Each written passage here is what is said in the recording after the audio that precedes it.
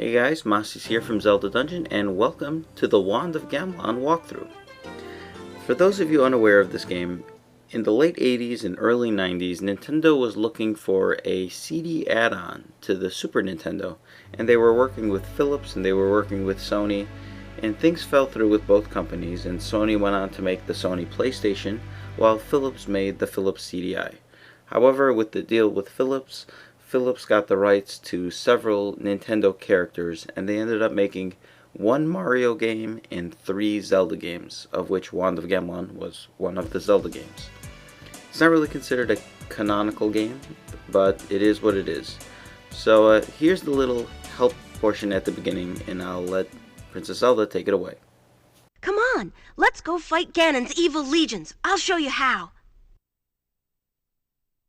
First, move the Triforce to pick a place on the map. Then press button 1. I'll fly there in a flash.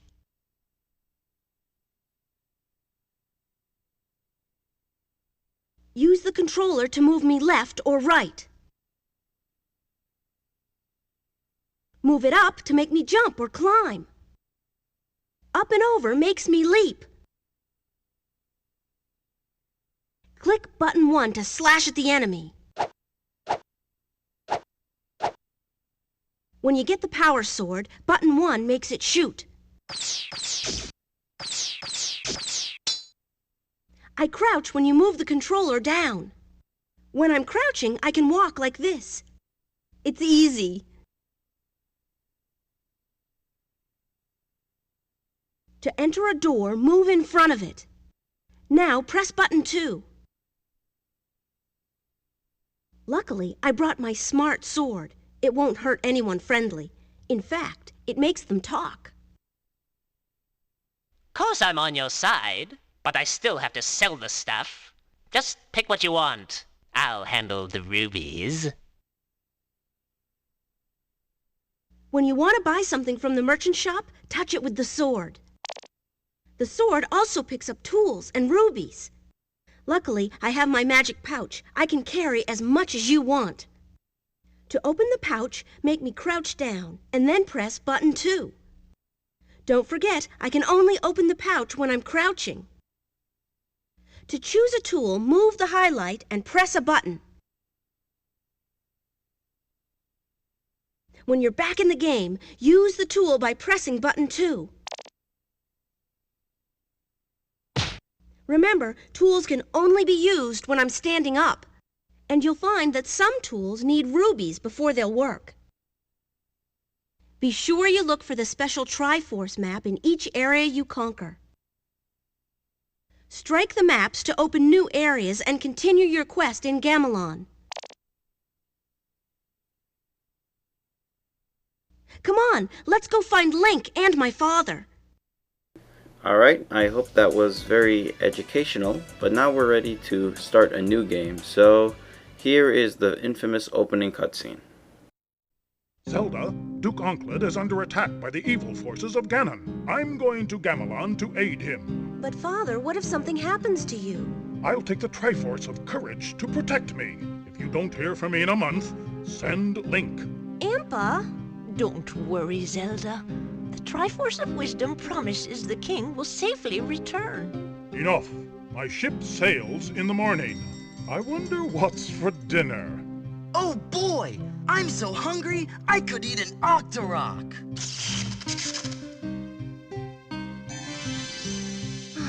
A whole month gone, and still no word. I'm certain he's all right.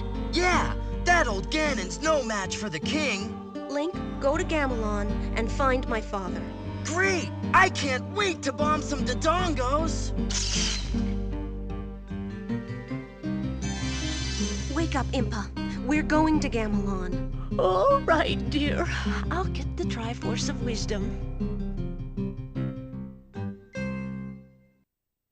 Alright, that really is a lot to swallow, but we'll just take it one step at a time, and I'll get back to that stuff as we go through the game. So basically, this is the overworld, and how it works is right now there are 3 towns, Sakado, Kobitan, and Aru Ainu, and basically you can pick any town you want to go to, and as we complete these levels, new levels open up. So we'll go to Aru Ainu first, and you'll notice to the right there's a little Triforce symbol. There's one of these at the beginning of every level, and once you slash at it, it basically takes you back to the overworld map. So here are our first enemies in the form of these warthogs, or I suppose as they're called in later Zelda games, bulbos. Nevertheless, they could be a little annoying since they're very low to the ground and you have to duck and slash to kill them. However, if they're at a lower area than you are, even when you duck, you won't hit them. So they could be very tedious, and if one hits you, there's very little recovery time, as with all the enemies in this game, so you can lose your hearts right away. So here's another enemy, a Dodongo, common enemy in the Zelda series, and it could be quite damaging. Its horn. What you want to do is slash at it, back up, slash at it, back up, and once defeated it will drop a key for you to pick up.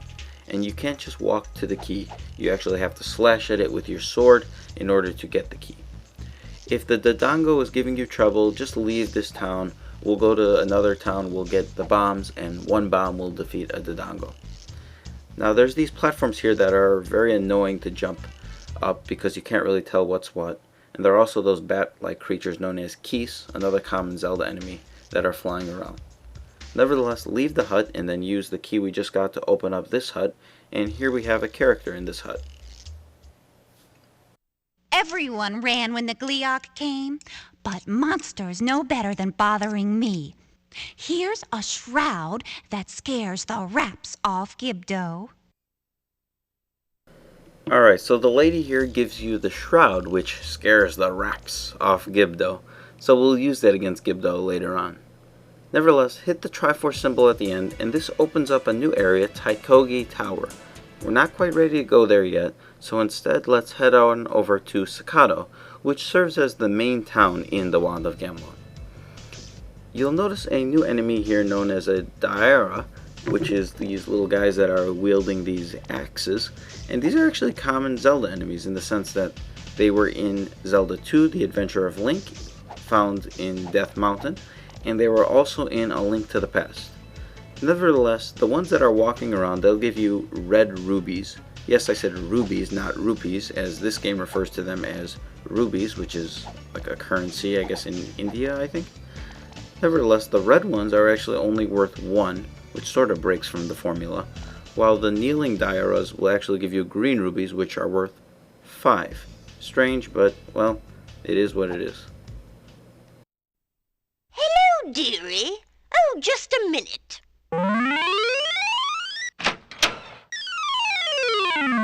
Isn't it lovely?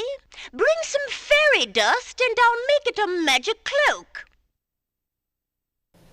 So this lady here wants some fairy dust, and this is very symbolic as to what a lot of this game is about.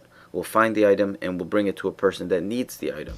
This whole scavenger hunt, trading sequence type idea is very common, and we'll be doing a lot of it throughout our quest. Nevertheless, we want to backtrack to the left side of town, and don't mind these houses that I'm just walking right by. We'll come back here at a later part when we revisit this town. There are also these flying creatures here known as Arpagos, and they sort of remind me of like flying Charizards from the Pokemon series. At least visually they resemble them.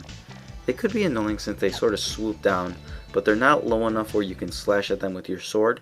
Instead you have to do this jump slash, and they could be quite difficult.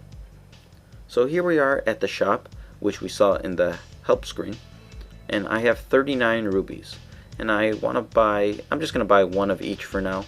And each time you buy one of these items, you actually get 3 of them. So you get 3 ropes, 3 lantern oils, and whatnot. So that's pretty much it for Sakado. So hit the Triforce symbol, and that'll do it for this portion of the walkthrough.